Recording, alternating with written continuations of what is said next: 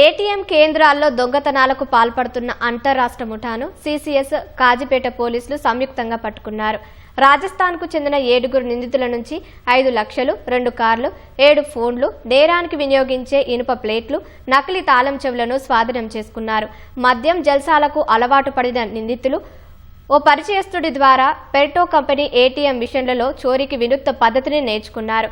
Rajasthan, Tamil Nadu, Karnataka, AP, Madhya Pradesh, పశ్చిమ బెంగాల్, కేరళ రాష్ట్రాల్లో మొత్తం 40కి పైగా దొంగతనాలకు పాల్పడ్డారు. ఇదే తరహాలో వరంగల్కు చేరుకున్న నిందితులు ఎస్బీఐ బ్యాంకుకు సంబంధించిన ఏటీఎం కేంద్రాలు గుర్తించి చోరీలకు పాల్పడుతున్నారు. నవంబర్ నుంచి ఇప్పటి వరకు 7 ఏటీఎంలలో చోరీ చేయగా మొత్తం 12,10,000 రూపాయలు కొల్లగొట్టారు. ఖాతాదారుల ఫిర్యాదు మేరకు రంగంలోకి దిగిన పోలీసులు నిందితులను అరెస్టు చేశారు.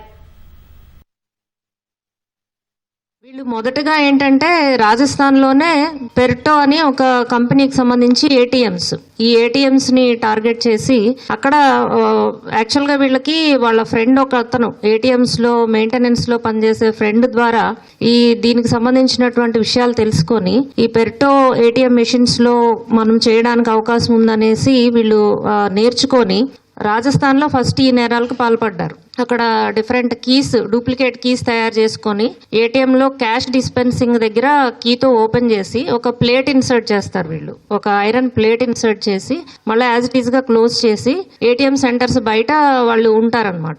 ఈ కస్టమర్స్ వచ్చి ఎప్పుడైతే ఏటీఎం లో పిన్ ఎంటర్ చేస్తారో విత్డ్రా చేసుకోవడానికి క్యాష్ రాదు, వీళ్ళకి డెబిట్ అయినట్టు వీళ్ళు వచ్చిన తర్వాత డెబిట్ మెసేజెస్ వస్తుంటాయి, క్యాష్ అయితే బయటికి రాదు. సో వీళ్ళు వచ్చి ఏదో మిస్టేక్ ఉంది, ఏదో ప్రాబ్లం ఉంది, టెక్నికల్ ఎర్రర్ అని చెప్పేసి అనుకుంటారు. ఈ కస్టమర్స్ బయటకు వెళ్ళిపోగానే వీళ్ళు లోపలికి వచ్చి ఇది ఓపెన్ చేసి ఈ ప్లేట్ ఏదైతే ఇన్సర్ట్ చేశారో అది తీసి క్యాష్, అక్కడ అవైలబుల్ క్యాష్ ని వీళ్ళు తీసుకుంటుంటారు అనమాట.